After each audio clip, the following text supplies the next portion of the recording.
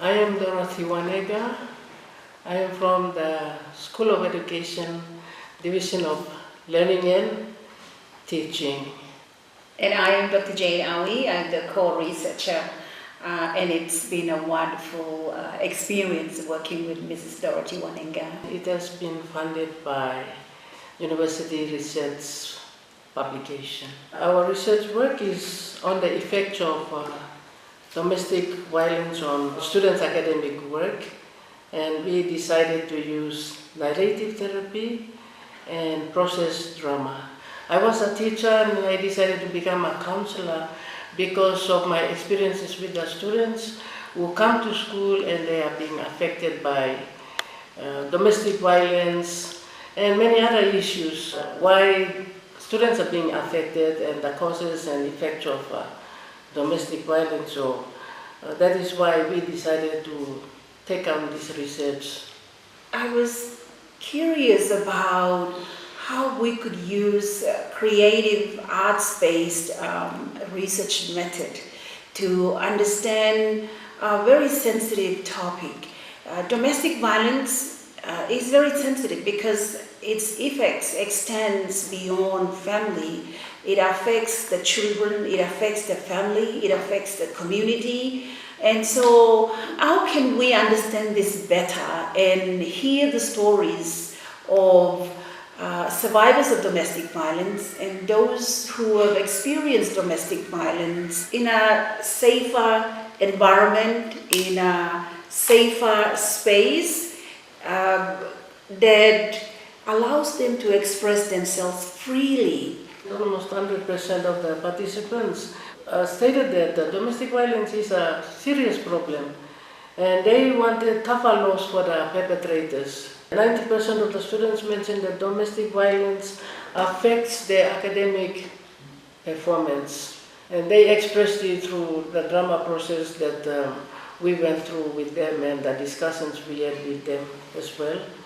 Interestingly, the students want counselors. They want to talk to counselors, but they don't have that service.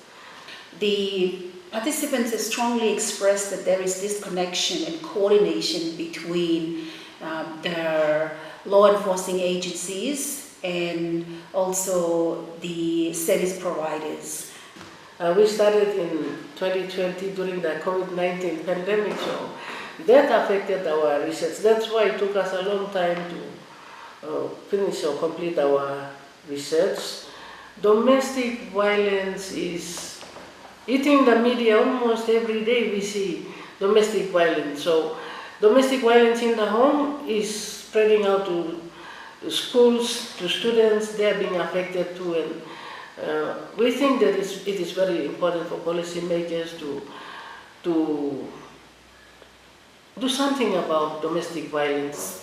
The students never had that opportunity to share their stories of domestic violence and how it affected their studies and their academic performance, and it was their first time and opportunity to share with us their stories. And as they were telling the stories, they themselves confirmed to us that they were relieved to share their stories.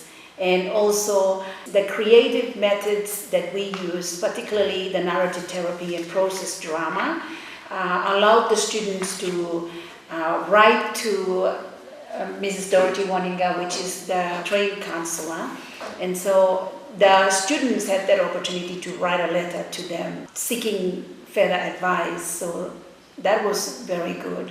And they also told us that the creative tools empowered them to run a similar session in the community when they return home.